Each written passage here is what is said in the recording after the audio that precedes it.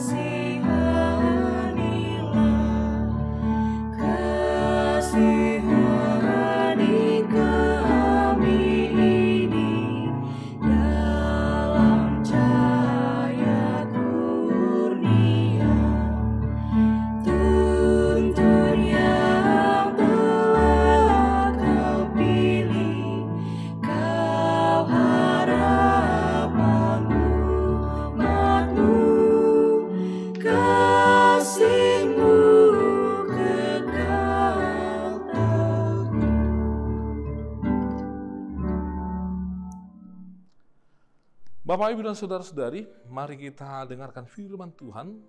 Namun sebelumnya kita persiapkan diri kita masing-masing.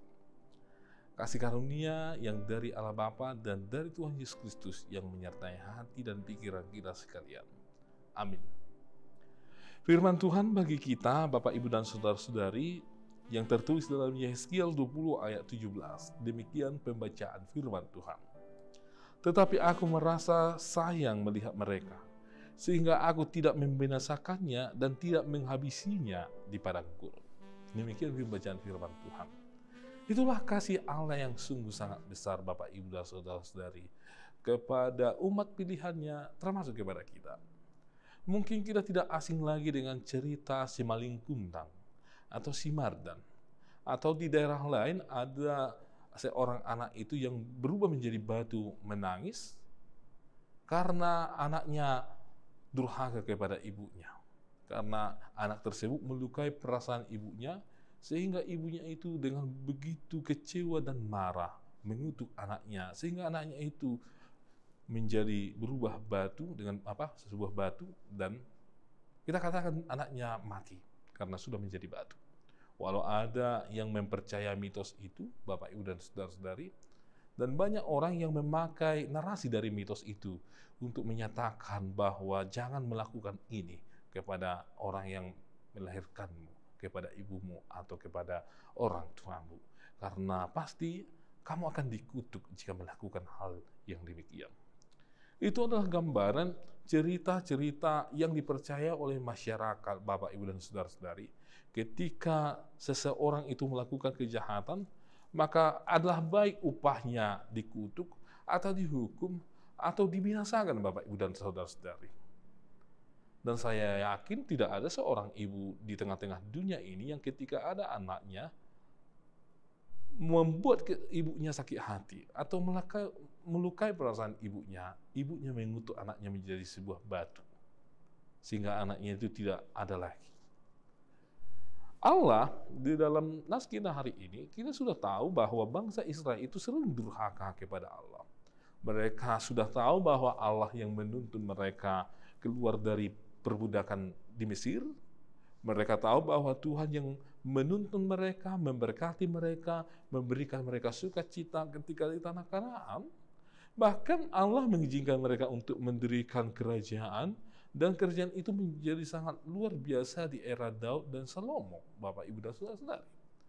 Tapi Bapak, Ibu, dan Saudara-saudari, seiring perkembangan zaman, pada waktu itu mereka sering meninggalkan Tuhan dan menganggap bahwa kesuksesan mereka hari itu, kejayaan mereka itu bukanlah karena Tuhan, tapi karena pengaruh dari siapa yang mereka sembah yang lain. Mereka pergi menyembah dewa-dewi yang lain. Mereka lebih yakin kepada kekuatan penguasa yang lain dibandingkan yang daripada Tuhan.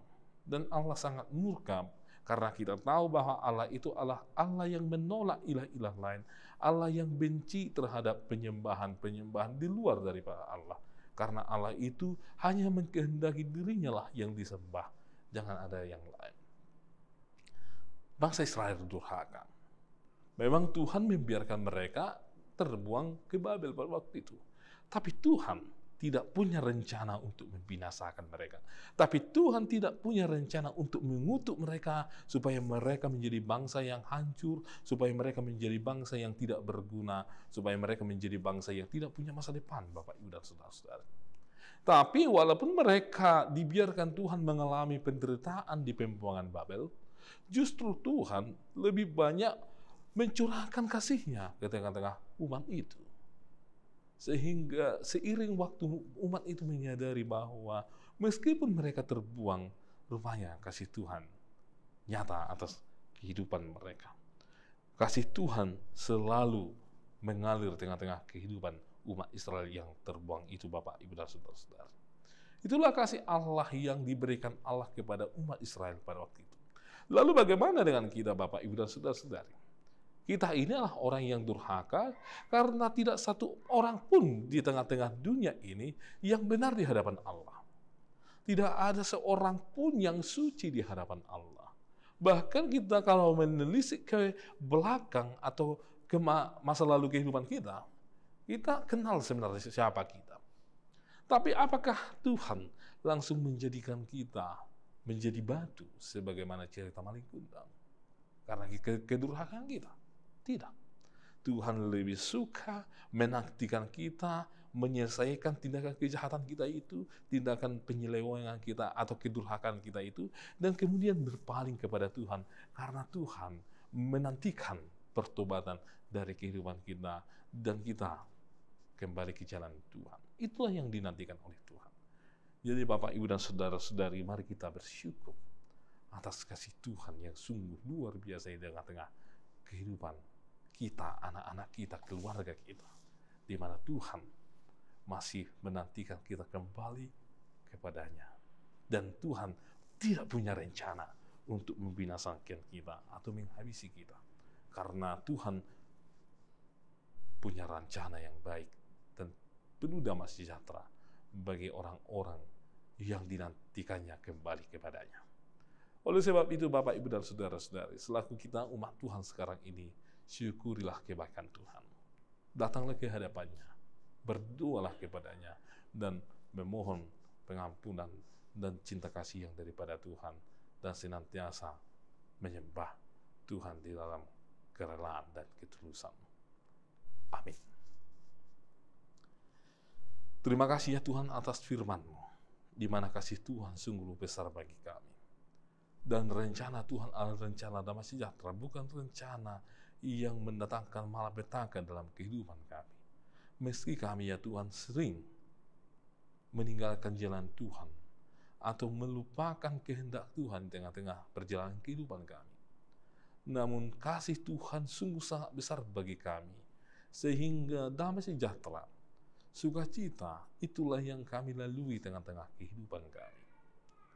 Biarlah ya Tuhan, kami semakin menyadari akan kasih Tuhan dalam kehidupan kami, supaya kami menyadari bahwa bukan melakukan perbuatan dosa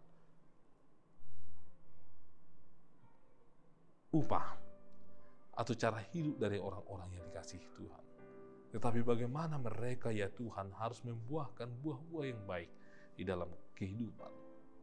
Kami juga berdoa ya Tuhan bagi keluarga kami, bagi anak-anak kami, bagi orang-orang yang ada di sekitar kami. Lindungilah ya Tuhan, berkatilah, dan Tuhanlah yang senantiasa menuntun agar perjalanan hidup kami selaras dengan kehendak Tuhan. Berkatilah pelayanan gereja ya Tuhan, sehingga semuanya mendatangkan kebaikan bagi umat Tuhan.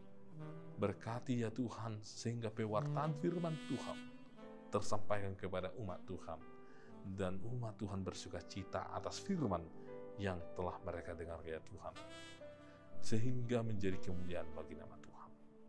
Kami serahkan bangsa kami ini ke dalam tangan Tuhan, para pemerintah kami ke dalam tangan Tuhan, agar Tuhan yang senantiasa memberkati.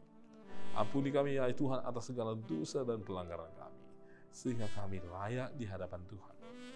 Hanya dalam Kristus Yesus kami berdoa dan mengucap syukur. Amin. Anugerah dari Tuhan Yesus Kristus dan kasih setia dari Allah Bapa dan persekutuan dari Roh Kudus menyertai kamu sekalian. Amin.